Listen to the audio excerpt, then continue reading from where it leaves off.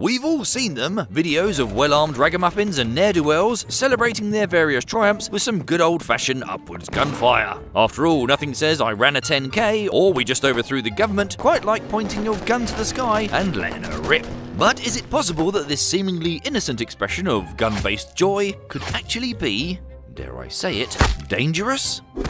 Perish the thought! I'm Stu, this is Debunked, and we're here to sort the truths from the myths and the facts from the misconceptions. So, there you are, chuffed to bits at the victory of your preferred political candidate, and overcome with an irresistible urge to celebrate in the only way you know how. You grab whatever loaded firearm you have handy, rush outside, and start gleefully firing off round after round into the air, just as nature intended. When suddenly, a chilling thought falls upon you. These bullets have to come back down eventually, right? Unsurprisingly, the answer to this question is an emphatic, yes, you idiot. When a gun is fired, a number of different factors determine the bullet's path through the air on the way to its target. One of the first things to consider is muzzle velocity, which is very simply the speed at which a bullet is moving the moment it leaves the gun barrel, or muzzle. This can vary considerably depending on the kind of gun and round used. The ever-popular AK-47, for instance, is capable of firing bullets at around 715 meters per second, or 2,350 feet per second. While in modern rifles, some of the fastest high-performance cartridges can reach muzzle velocities of well over 1,200 meters per second, or about 4,000 feet per second. Due to the effects of air resistance, bullets slow down pretty quickly after they've been fired, and follow a route determined by a variety of factors, including things like atmospheric pressure, humidity, and air temperature.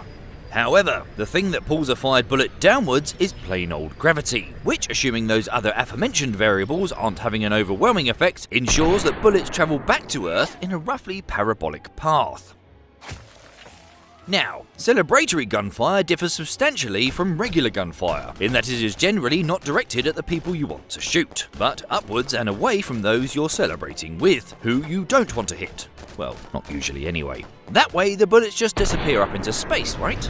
At least, that's what people used to think. Early pre-17th century studies suggested that bullets shot upwards do somehow achieve escape velocity and peace out into space.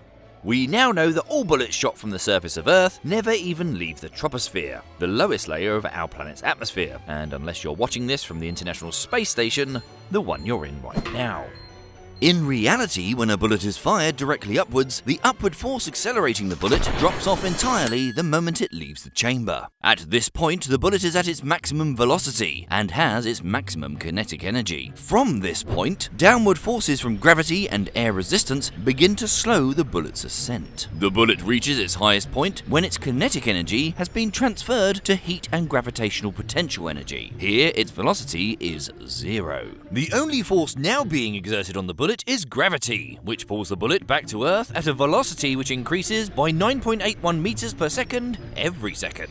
As the bullet accelerates downwards, its velocity increases, as does the air resistance. And when a bullet falls naturally, it will often spin and tumble in the air, further increasing its air resistance and slowing its acceleration significantly. When gravity and air resistance balance out, the bullet will hit its terminal velocity, meaning it will no longer go any faster. The question is, are bullets falling at this speed still dangerous? Well, the terminal velocity of a falling bullet will obviously vary depending on the type of bullet, but generally speaking, yes, very much so.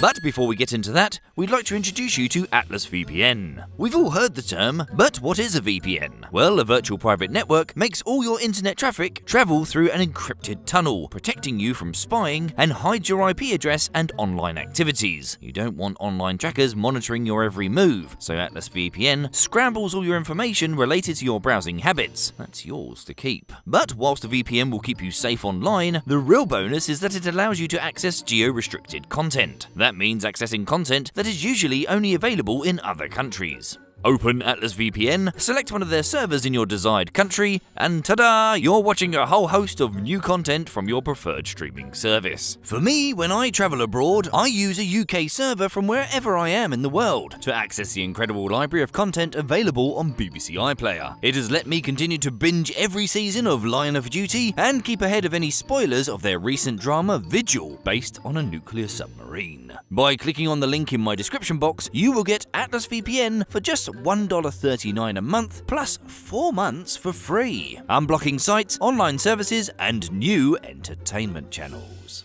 Right, let's travel back to the 1920s, where the US military conducted a series of tests on falling bullets, and found that a .30 caliber round can reach terminal velocities of 90 meters per second, or just over 200 miles per hour.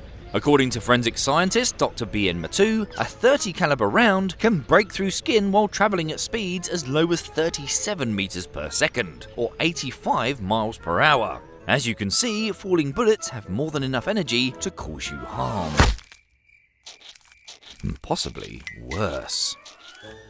And that's just regarding falling bullets. In reality, people celebrating things with gunfire aren't generally bothered about making sure that their weapon is perfectly vertical. If a gun is fired at a sufficiently shallow angle, instead of stalling and falling, the bullet will often retain its angular ballistic trajectory and continue on its parabolic path, making it far less likely to begin tumbling in the air. As a result, such bullets will lose considerably less speed compared to a bullet in freefall, and will be travelling much faster when they hit the ground, or whatever gets in its way first. But if all that fancy maths and science talk isn't sufficient to convince you that the threat from falling ammunition is very real indeed, there are unfortunately numerous real-life examples of this actually happening. And as it happens, firing off a few rounds with the lads is not a particularly uncommon phenomenon, and is a culturally acceptable way to celebrate in numerous places around the world. In 2012, a study conducted in the United States found that a not insignificant 4.6% of all deaths and injuries from stray bullets occur as a direct result of celebratory gunfire. The list of incidents is sadly not a short one, and features examples from all over the world. In 2003, during a traditional Serbian wedding celebration, guests shot down a small plane while firing into the skies, injuring the 2 men on board. In 2007, at least 4 people were killed and many more injured as a result of stray bullets from celebratory gunfire, after the Iraqi national football team won the AFC Asian Cup that year. In 2021, militant leaders claimed to take control of parts of Afghanistan. Their resulting celebratory gunfire injured 41 people and led to the deaths of at least 17. And in 1999, a teenager called Shannon Smith was killed after being struck in the head by a stray bullet while outside in her backyard in Arizona. This prompted the state to enact Shannon's Law, which made it illegal to discharge a firearm into the air in Arizona's cities and towns. Indeed, in some respects, falling bullets may even be considered more dangerous than regular gunfire. Between 1985 and 1992, a group of physicians at the Martin Luther King Drew Medical Center in Los Angeles studied victims of gunshot wounds, identifying 118 who had been struck by falling bullets. Compared to those hurt in your average boring run-of-the-mill shootings, who died at rates of between 2 and 6%, the death rates of those unlucky enough to be hit by falling bullets was around a third. This is because despite moving at slower speeds, bullets falling to the ground vertically are far more likely to hit you in the top of the head, compared to other less lethal points on the body. So, as you can see, celebratory gunfire is not particularly uncommon, and the risk that it possesses is very real indeed. So, the next time your football team wins, or you're just jazzed about it being New Year's, it might be a good idea not to randomly pump the sky full of lead. Stick to confetti cannons instead. Remember to click on our exclusive link for Atlas VPN in the video description, and you'll access a 3-year subscription for just $1.39 a month, plus 4 months for free, and a 30-day money-back guarantee. Thanks for watching, thank you to our Patreons, and we'll see you next time.